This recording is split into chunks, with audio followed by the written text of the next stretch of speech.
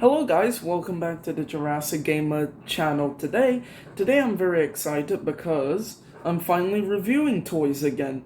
The reason why I haven't been uploading the past few weeks was because I had exams. So yeah, thank you school. But anyways, as you can see, we have the, relatively new Wave 2 Raw Strikers. And one of the Wave 3 Raw Strikers being Ichthyovenator. I don't know how to pronounce it. If someone does know how to pronounce it, please put it in the comment section down below. Anyways, let's begin by reviewing the Sinoceratops first. So as you can see here, now we have the Sinoceratops Raw Striker from Jurassic World Dominion. First of all, let's take a look at the box design for all the Raw Strikers, basically the same. In Singapore, these cost roughly $45 if I'm not wrong, and in Malaysia it's 110 ringgits if I'm not wrong. It says there on the Toys R Us price tag. But anyways, this is the Ichthyovenator box. Obviously, you get the name of it, the T-Rex, Jurassic World Dominion logo, box design at the side, Raptor there, and how to use it. Basically it. Okay, anyways, let us look at the paint first. Now first, the paint and sculpting for this, it's very good. I think they could have put more paint, but after a while at looking at this, I think it looks more natural, like as if it's actually normally bred instead of them splashing a design all over this. So I do think the design for this works, as Dominion is that film where we all thought, oh, dinosaurs are released into the world now, so it would make sense for the later generations of dinosaurs to adapt to the nature surrounding them. Anyways, so yes, it's pretty good. I give this, so far, it looks very good. I would recommend buying this, unless you already bought the Camp Cretaceous one. Now, I'm not really the type of person to buy the same remodes of dinosaurs unless I didn't get the older versions. But for some of them, I do give exceptions if the paint job is better, such as Morse Intrepidus and some T-Rex. Obviously, T-Rexes, oh Jesus, you don't want to watch my whole T-Rex evolution video. But anyways, how do you play with this toy? Now, the main play feature is you just push it down and then it will make a sound. Sorry. 1, 2, and 3. So yes, while you push it down, obviously the head goes up, and you can even pull the head up, and it will just activate the sound clip. So yes, it's a very nice feature. I do think that it's a more playful feature they have done for Jurassic World Dominion, other than because the past few lines it used to be a button. I mean, if you're a collector, I think at that point it's way better, because these, if you're just generally moving around, let's do this, hold it.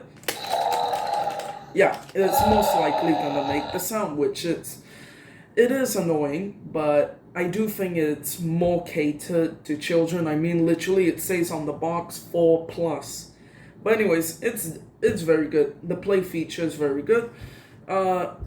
Yeah, nothing really more to say about this figure. It's genuinely quite good. So if any of you want it in your park, here is, let me see if turn the bright, okay, I think that's too bright, but there's the DNA code. If you want it, if you can't scan it, well, most likely it's telling you that you should buy the toy instead of actually going on YouTube and scanning it. Yeah, anyways, the next toy I'll be doing is the Iguanodon. And now we have the Iguanodon here. Now, one thing I've always wanted to talk about the Iguanodon is that they made it sure that all the dinosaurs that were in the prologue would show up in Dominion, except for the Oviraptor, and that was because that was in a deleted scene. However, most people might be thinking this dinosaur never showed up in Dominion. I wouldn't blame them for that, for thinking that. Reason being is, this was in Dominion, however, you only could see it in the background at night time.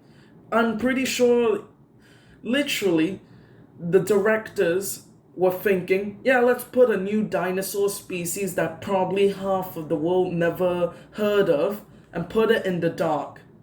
However, I still liked it that it did show up for the film, even though it had barely any screen time. I think it was like, 5 seconds?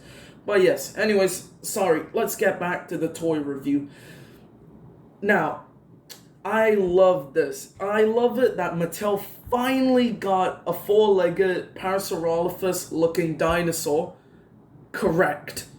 Because if you look at all the other Parasaurolophus toys, other than the Hammond collection that Mattel has made, let's just say it looks like a rip-off toy. But anyways, how does this figure do?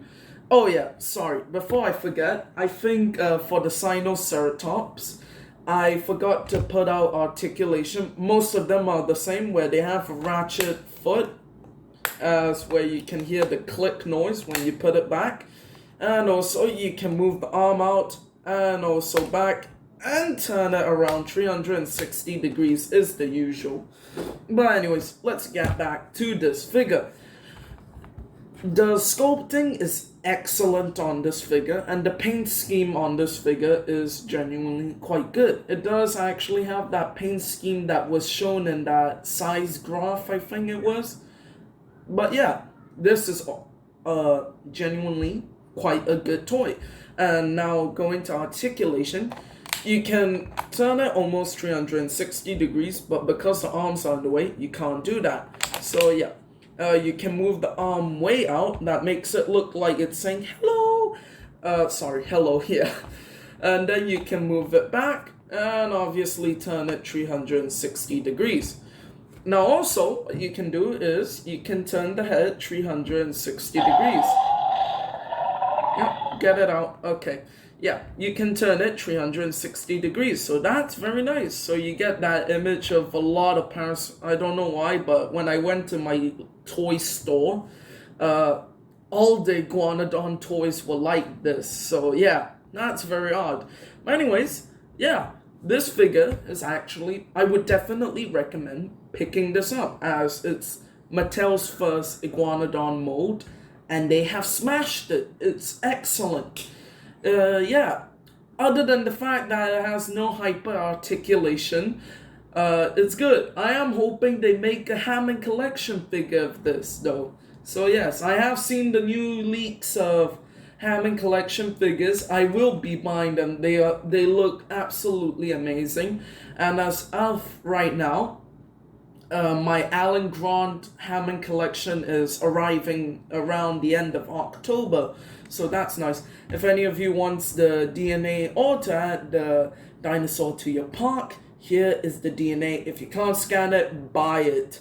Okay, so Iguanodon was good. Now let's go to another toy of a dinosaur that didn't show up in the film, but is genuinely quite okay, being the Mega Raptor. Okay, before I get into this toy, I forgot to mention the Iguanodon's voice features, being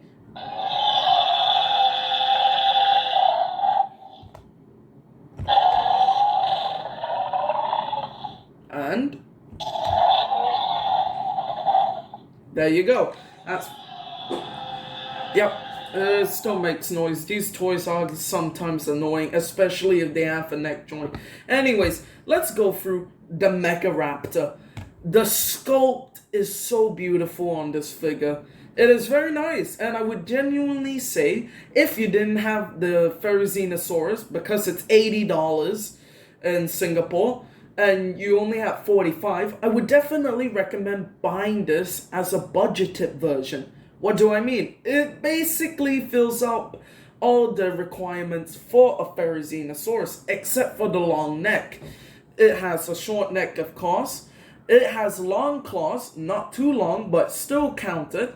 And it has the feathers on the tail and feathers on the back and the head. So I would genuinely think a dumb kid, sorry if my viewers are kid, I'm not saying all kids are dumb, but I would say some kids would think this is a Therizinosaurus. I would think that anyways, because I am a teen still, yay.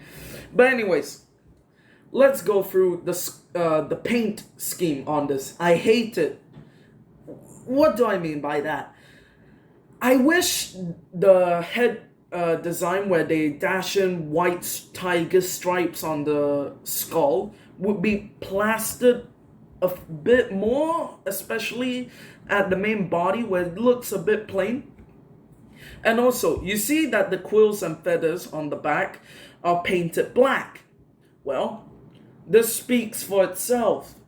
It has feathers on its tail, and they went the lazy route of making it just basic red, the same color as the skin tone. Why? Why did they have to do this? I mean, come on, Mattel, don't get too lazy. We don't want another Hasbro. At this point, I'm okay with them not painting the toenails, but the feathers on... yeah, it speaks for itself. But as long as the Hammond Collection line lives, I will continue giving Mattel my money. So yes. But anyways, let's go through the articulation, which is terrible on this figure. First of all, no neck articulation unless you want to break it. Second, got a spring-loaded jaw, which is connected to the action feature, so that sucks. Anyways, next, the arm, you can move it in that much, which is the neutral pose, can move it out that much, and you obviously can turn 360 degrees, which is decent at least. For the legs, you can't even kick it 360 degrees. That's because of the way the tail is posed in a wavy manner. However, you turn it a bit, I think you basically can get it up there. But anyways, this figure is decent. I don't think it's the strongest one in the entire wave, but it's decent. If any of you would like to add him to your park, or just learn more about it, here's the scan code. As always, if you can't scan it, go buy it. Anyways, other than that, now let's play the play feature before I forget.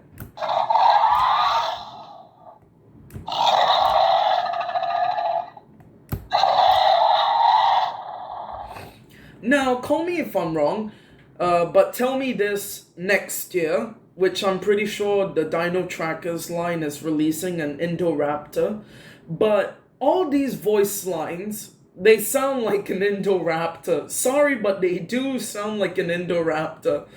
I'm pretty sure the reason, if it is true, by next year I'll know, the reason why it sounds like an Indoraptor is so that they can copy and paste all the sound into the Indoraptor toy releasing next year. I don't know if that has sound features, but next year I'll most likely know, so yes.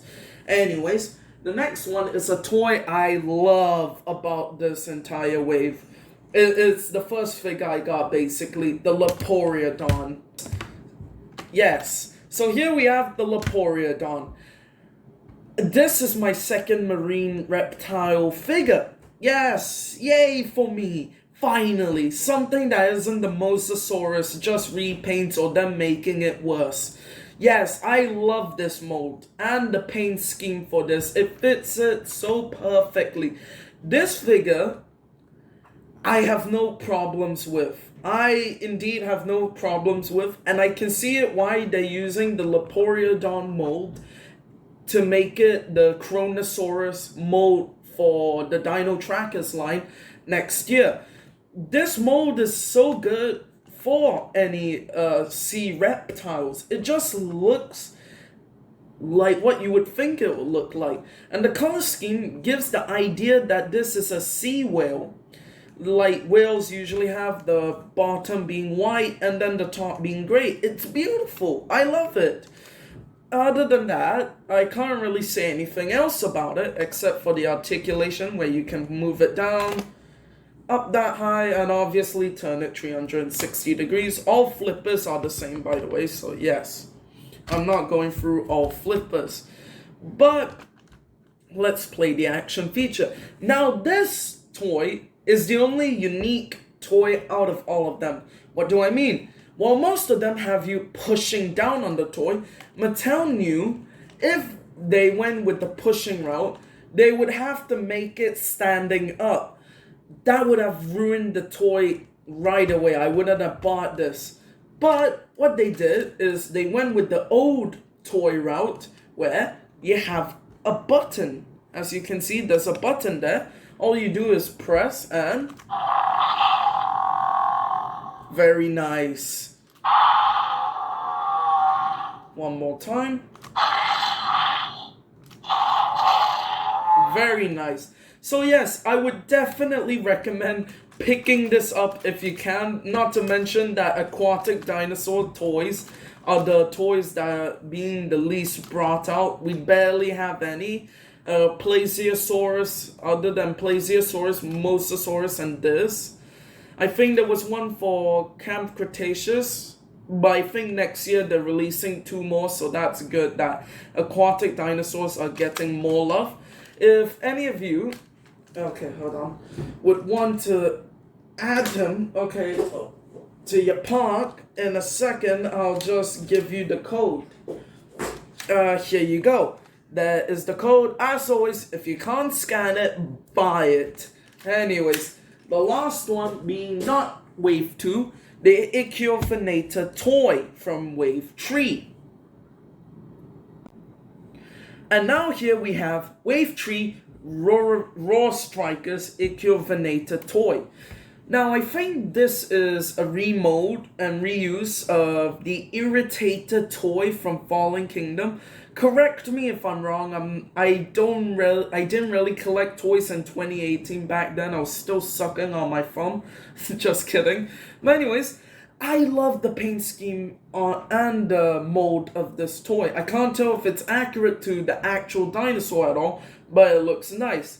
The paint scheme fits this figure very well because what we have, the idea with aquatic/land dinosaurs is that they live in swamps, and the color scheme does depict the colors you would usually see in a swamp, which is very nice. That's why I think the color scheme fits very well for this. Now, if you're asking me why I bought this and not the other 3, being the Pteranodon, Triceratops, and Rajasaurus, is because all of those already have better versions of those toys. The Pteranodon being the Fallen Kingdom one, Triceratops Fallen Kingdom, and Rajasaurus being Wave 1, which I think is way superior. Sorry if anyone thinks it's not. But anyways, the articulation on this, it's okay. It's a bit better than the Mega Raptor, but it's not perfect. Obviously, you got the turn the tail, the leg can do it, which is on par with the Iguanodon. And also you can move the arm out more than the Mega Raptor and in and turn it 360, which is very nice. However, no neck articulation and the mouth is spring loaded, so that sucks. But anyways, it's decent after all. It's decent. So now let's play the voice clips. There's another problem that arises. When you do this feature, the mouth doesn't close fully. I don't know why, but I just let it be at this point. I am kind of disappointed by that. But anyways, next voice clip.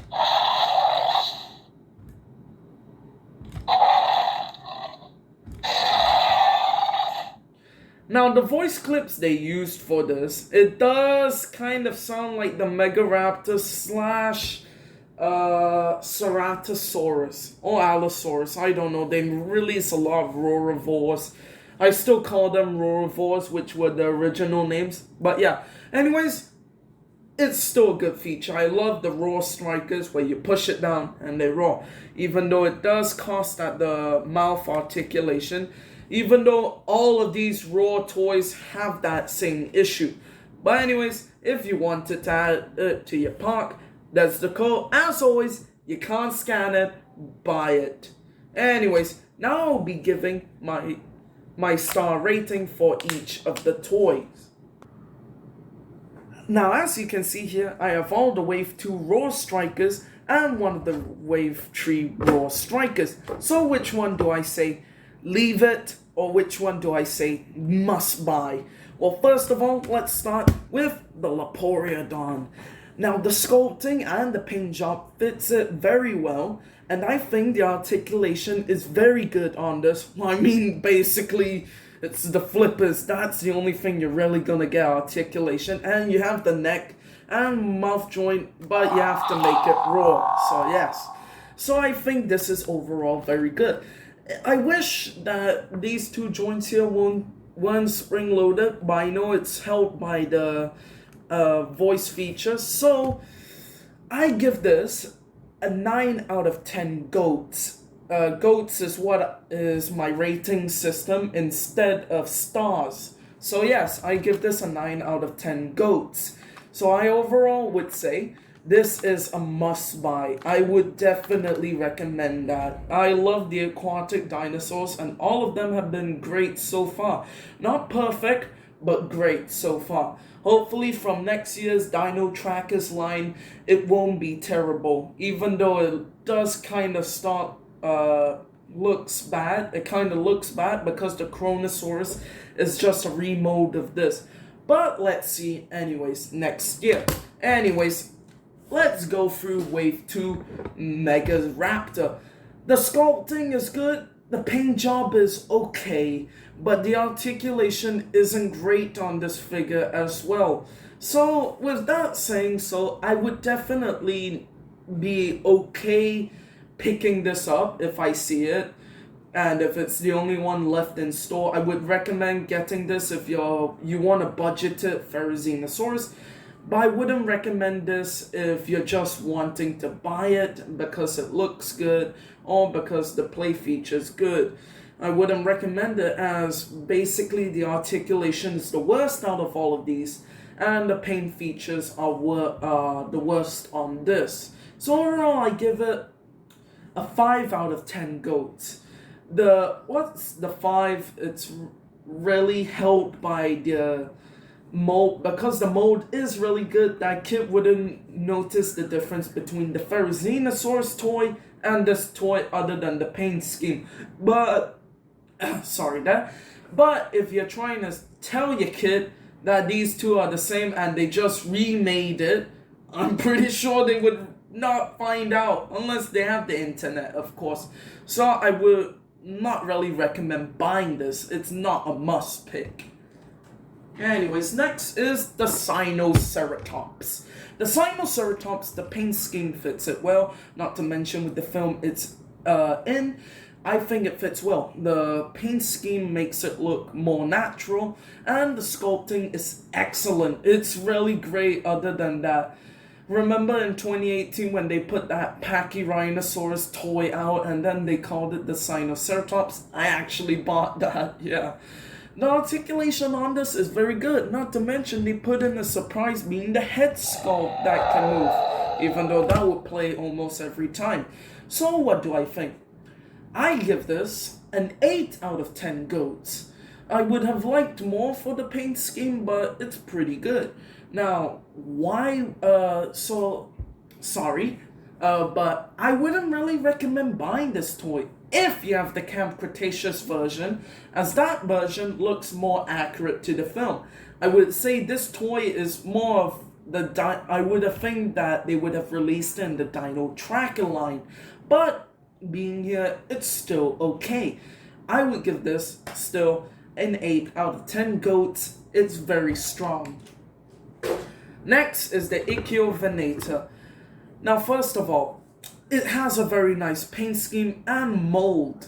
I would have liked a bit more from the paint scheme, but I think it's pretty decent. Articulation is better than the Mega Raptor, but it's not great like the Iguanodon or the Sinoceratops. So overall, what do I think of this toy?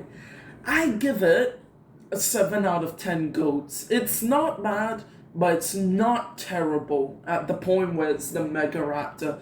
So would I recommend getting this toy? At the same point with the Sinoceratops, this I think is basically reusing the Irritator mold. So if you already have that, I wouldn't recommend buying this. But if you don't have that, buy this. This is beautiful. Sorry if I get Irritator mixed up with another toy. I think... no, I get confused with the Suchomimus and Irritator toy.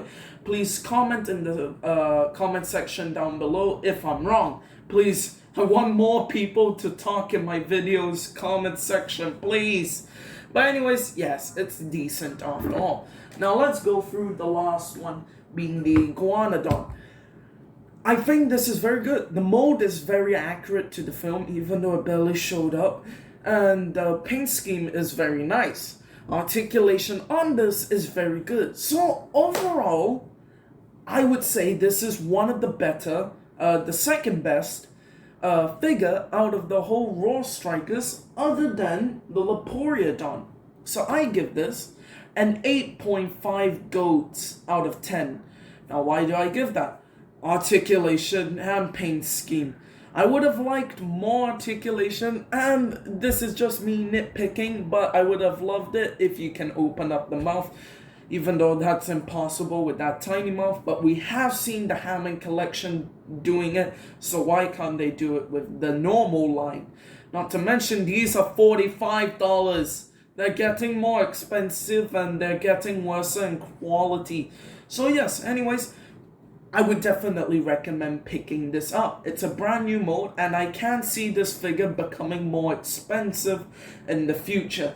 Anyways, I hope you enjoyed this toy review. I reviewed this on the same day as the new Extreme Damage figures that I'll put up onto YouTube. That's not edited at all, so yes. But yes, if you have been seeing in the background and wondering, yes, that is a Lego Dino set from the late 2012. I will be reviewing that once I reach 500 subscribers. So yes, please subscribe so that I can get the video out. As you can see, it looks beautiful, being the helicopter T-Rex chase. But anyways, I hope you had a wonderful day. Please subscribe and like the video if you enjoyed this. If you didn't, please tell me how I can improve upon my videos. But until the next video, bye bye for now. Bye.